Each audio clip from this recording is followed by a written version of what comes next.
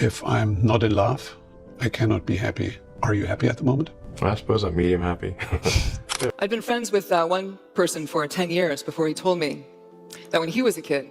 It all happened very fast. We were engaged after, I think, sort of two weeks of knowing each other, and I was... Elon Musk's first marriage to Justine Musk seemed to begin with hopes of forever, as most first marriages do. However, Justine endured neglect, a lack of empathy, and a loss of intimacy even after giving birth to their 5 sons. Despite the fading love, she was willing to stay. However, the final blow came when Elon informed her via text that he was engaged to British actress Tallulah Riley. One other incident became the defining moment for her. What was that moment? How is Justine Musk now?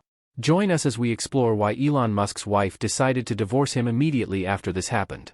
In the midst of her high-profile divorce from Elon Musk, Justine revealed details about her marriage to the multimillionaire co-founder of PayPal, Tesla Motors, and SpaceX.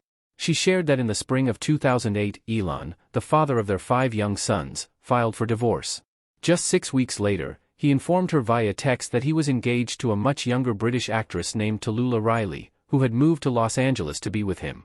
Tallulah, known for her role in the 2005 movie Pride and Prejudice, wasn't blonde when she first met Elon, something Justine found refreshing, given her own struggles with Elon pushing her to become blonde.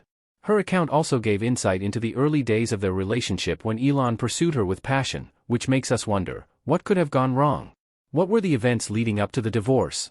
What you're about to hear will blow your mind.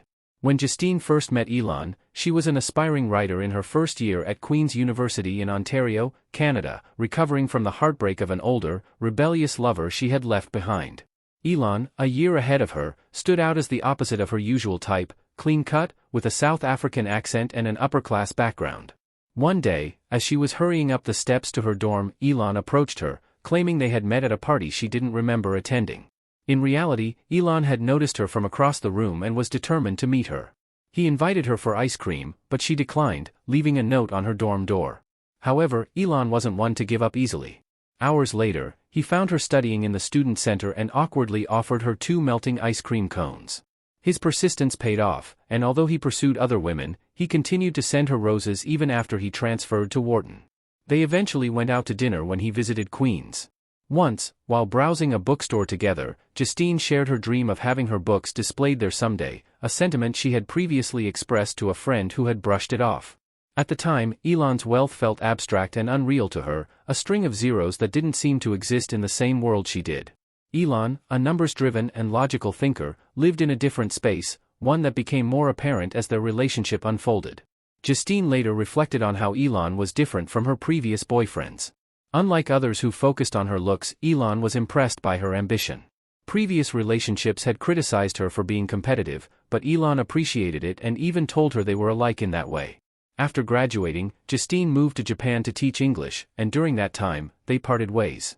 She later returned to Canada, where she worked as a bartender and focused on her writing. One night, she mentioned to her sister that if Elon ever contacted her again, she would give it another chance. Coincidentally, he called just a week later. By that time, Elon had moved to Silicon Valley and was living with 3 roommates in Mountain View while building his first company, Zip2. Justine started visiting him regularly, and during one of their dinners, they discussed having children. She mentioned wanting 1 or 2 kids but would consider more if they could afford nannies, to which Elon responded confidently, assuming they would have them. On another occasion, Elon took her to a bookstore and gave her his credit card, telling her to buy as many books as she wanted, a gesture that deeply touched her. 2 years later, just before their wedding in January 2000, Elon informed her about a meeting with a lawyer to discuss a financial agreement requested by the board of his new company. Although he assured her it wasn't a prenuptial agreement, it was clear their lives had drastically changed. Elon had sold Zip2 in 1999, earning around $20 million overnight. He also bought and renovated an 1,800-square-foot condo, giving them their first home together. Elon Musk's early success led to significant changes in his life and relationship. After selling Zip2, he bought a $1 million sports car, a McLaren F1, and a small plane. Their routine stayed mostly the same, except for the addition of flying lessons. Justine later shared that Elon's growing wealth felt distant, almost abstract. Jokingly, she expressed concerns that he might leave her for a supermodel, but instead, he proposed, getting down on one knee on a street corner. Most of Elon's new fortune went into his next company, X.com, which later became PayPal. Around this time, the board recommended a financial agreement, which was actually a setup for mediation, a process Justine didn't fully understand at the time. A few months after they married, Justine signed a postnuptial agreement, trusting Elon and believing they would never divorce. She saw him as her soulmate, a bond she had realized before their wedding. But over time, warning signs began to appear. Elon once told her at their wedding reception that he was the dominant partner in the relationship. While she initially shrugged it off, his behavior later confirmed this, reflecting the male-dominated culture in which he was raised. Elon's competitive nature didn't stop at work, it extended into their marriage. This, combined with the financial imbalance between them, led to a growing dynamic where Elon's opinions took precedence, often making Justine feel inadequate. She would remind him that she was his wife, not an employee, but Elon often replied that if she were an employee, he would have fired her. In 2002, when eBay bought PayPal, Elon's wealth shot to over $100 million. The couple had also moved to Los Angeles and welcomed their first child, Nevada Alexander. Sadly, the same week PayPal was sold, Nevada tragically passed away due to sudden infant death syndrome, SIDS. He was only 10 weeks old. After being resuscitated, Nevada was left brain dead due to a lack of oxygen and spent 3 days on life support before Justine and Elon made the heartbreaking decision to take him off it. Justine held Nevada in her arms when he passed away. Elon Musk chose not to talk about the loss of their son, Nevada, while Justine Musk struggled to understand his approach. She openly grieved, which Elon found to be emotionally manipulative. To cope, she buried her feelings, and less than 2 months later, she visited an IVF clinic. The couple quickly moved forward with plans to have more children, and within 5 years, they welcomed twins and then triplets. Justine also found success in her writing, publishing 3 novels with Penguin and Simon & Schuster. However, the death of Nevada left her in a long struggle with depression, one she might still be facing today if a nanny hadn't suggested a therapist. Skeptical at first, Justine eventually gave therapy a try and found perspective on her life during those weekly sessions. Their lifestyle had completely changed from the early days of sharing a small apartment in Mountain View. Now, they lived in a 6,000 square foot home in Bel Air and had a domestic staff of 5. Their house often felt more like a workplace, and their lives were filled with high-profile events, from black tie fundraisers to parties with Hollywood stars like Paris Hilton and Leonardo DiCaprio. They traveled in style, with private jets and luxurious getaways, even attending Larry Page's wedding on Richard Branson's private island alongside celebrities like John Cusack and Bono. It seemed like a dream life filled with privilege and excitement, but beneath the surface, things were far from perfect. Justine and Elon's marriage began to break down, eventually leading to divorce. Elon's obsession with work left him distracted even when he was at home. Justine longed for meaningful conversations, intimacy, and empathy, but these things seemed out of reach as Elon's focus remained on his career. Justine sacrificed her sense of a normal family life. The support he once gave her writing had faded, and he now dismissed her book deadlines. The growing tension often turned into arguments, with Elon focusing on her perceived flaws. Justine began to feel insignificant and increasingly worried about the impact this dynamic would have on their 5 young sons. What else led to the growing tension? Was any of this due to Justine's misdeeds? Stay tuned, the most interesting part is still ahead. In the spring of 2008, 8 years after their wedding, a car accident became a turning point for Justine Musk. The details of the crash were vivid, and as another car collided with hers, she immediately thought about how her husband, Elon Musk, would react. This moment gave her a sudden, sharp realization about the changes in her life. She had become what felt like a trophy wife, living a life that no longer felt like her own. She didn't recognize herself anymore, from her thin frame to her platinum blonde hair. Elon, who had always urged her to go even blonder, didn't seem to notice how unhappy she had become. Justine felt she had drifted into a role she didn't want. She wasn't interested in keeping a perfect home, entertaining guests, or following the beauty standards expected in their high-profile life. She longed for change and voiced her desire for a partnership, the kind of love they had before Elon made his millions.